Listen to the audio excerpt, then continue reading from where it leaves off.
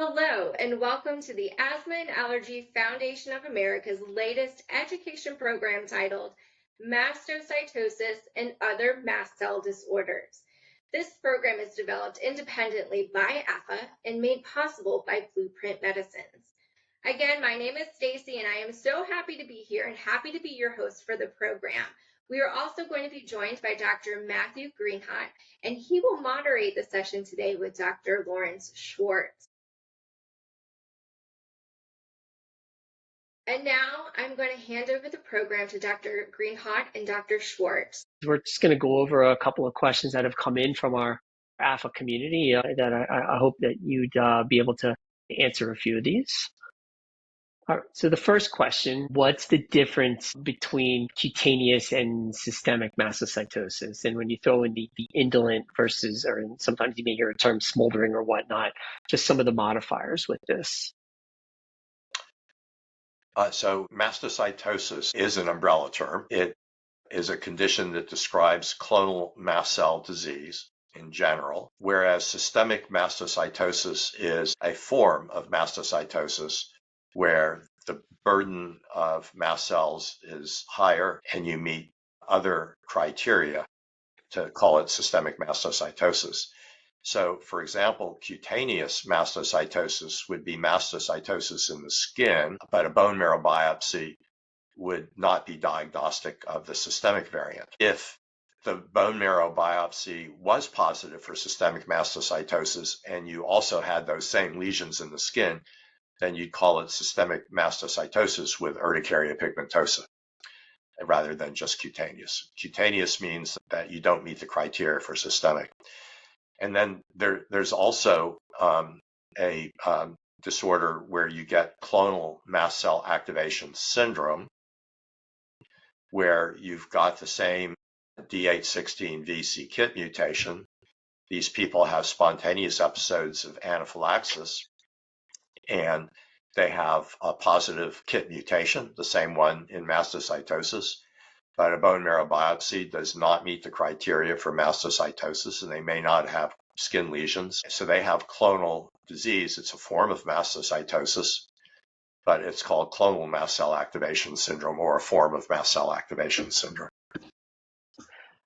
Can systemic mastocytosis overlap with certain allergic conditions or even asthma? Certainly, it can. And theoretically, it can. I've seen very few mastocytosis patients with concomitant asthma and allergic disease, and I've never seen mastocytosis directly impacting the respiratory pathway. So I think it's rare for them to be linked. It's certainly theoretically possible. Okay. The next question, what's my risk of having anaphylaxis with systemic mastocytosis, or even with the cutaneous mast cell disorder? So with, say, indolent mastocytosis, systemic mastocytosis, a mild form of systemic and the most common form of mastocytosis, systemic mastocytosis, the risk of anaphylaxis is about 40% lifetime risk. Could be spontaneous or to an insect venom. So that's significant, and it needs to be addressed clinically with patients. Now, when you look at HAT patients, the risk of anaphylaxis goes up somewhat. Maybe it's a twofold risk that you might see HAT.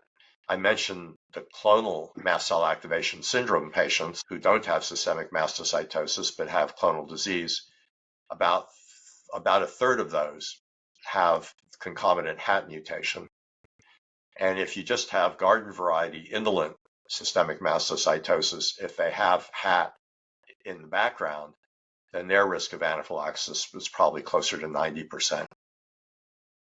So the risk varies in different mastocytosis subsets, but it needs to be addressed in anybody with this clonal mast cell disorder of mastocytosis. They need, even if they've not had one at the time that they're first seen, the risk of what they should do and an action plan needs to be developed from time zero. Yeah, that was one of my follow-ups here is what percentage of these patients do you prescribe epinephrine to?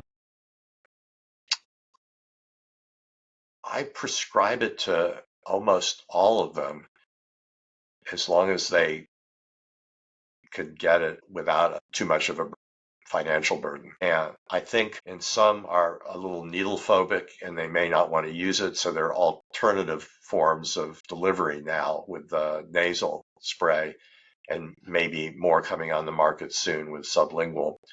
So I think there should be a form of epinephrine for everybody.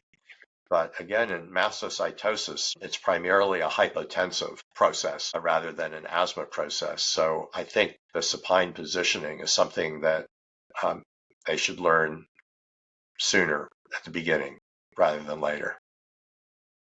Okay, that's very well said. Why is it so challenging to get a diagnosis for systemic mastocytosis?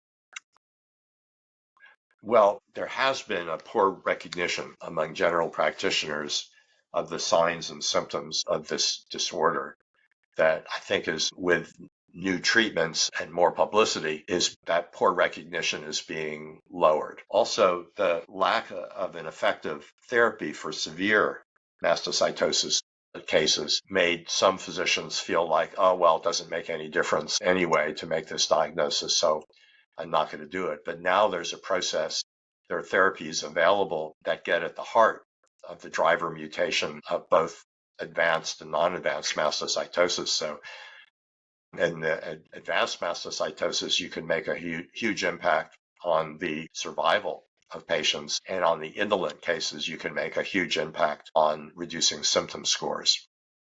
So Okay.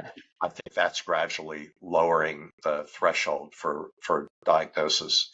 And then the person needs to know what kind of subspecialist to be referred to for getting that diagnosis. And that's going to vary between, a dermatologist, an allergist, and a hematology oncology physician. The allergist is probably best positioned for systemic mastocytosis, particularly of the indolent types, because it's primarily a symptom driven disease, and allergists are very good at identifying and treating symptoms. In more advanced disease, then the oncologist might get involved because then aggressive cytoreductive therapies may be in order that they're more familiar with.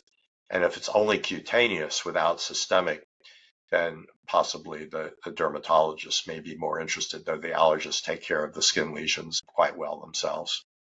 Yeah. Well, what are the key questions to ask whoever you're seeing at that point? Well, if you're thinking of mast cell activation syndrome or mastocytosis or HAT, then you could ask about, symptoms or, what should I be doing to relieve my symptoms. But you can also ask about the diagnostic test for HAT. The diagnostic test is pretty much 100%. It's a genetic test that can identify whether you have extra copies of the gene for tryptase. And remember, it's present in the genes in all your cells, so it doesn't require looking in mast cells. It's scraping inside your cheek can be sent off to do that test. For mastocytosis, one typically looks for the driver mutation, and there are sensitive tests that can be done in blood, so a blood test, and they can pick up the mutation in about 70 to 80% of indolent systemic mastocytosis patients. And if that test is negative and you're still suspicious, then you could proceed to a bone marrow biopsy. And a bone marrow biopsy could be done in the oncology clinic, but sometimes the oncologists are busy and they're not taking outside patients for that. Interventional radiology also does a really good job with bone marrow biopsies. Your doctor may have to advise them, or they may need to talk to somebody who has expertise in mastocytosis to make sure that the proper tests on the biopsy are. Thank you so much, Dr. Schwartz and Dr. Greenhawt, for moderating. We talked about some Q&As and what you can do now and in the future, but just in case you need more resources, we have some great resources here at AAFA. We have our store where you can find a bunch of educational programming and one-pagers. We have our support center that is available Monday through Friday where you can call in and you can ask any question under the sun that you may have about your asthma, about allergies, about what we talked about today. Maybe it's even getting in touch with Dr. Schwartz or Dr. Greenhawt to ask further questions, what have you. We are here for you. And if that doesn't do it, we have our wonderful online communities where you can log in and meet other patients and other advocates going through the same things that you are going through on your journey. And you can talk and you can relate and really build a community there as well. We also have our learning catalog and our Ask the Allergist. So these are really great resources. Write them down, go to our website, aafa.org, find them, and find your community. We are so happy that you are here today. We are so happy that both these wonderful providers are here today. So thank you all for joining us for this informative discussion. I would love to thank Blueprint Medicines for your support of this very educational program. All content was developed independently by, and thank you all so much. And we hope you have a wonderful day. Bye-bye.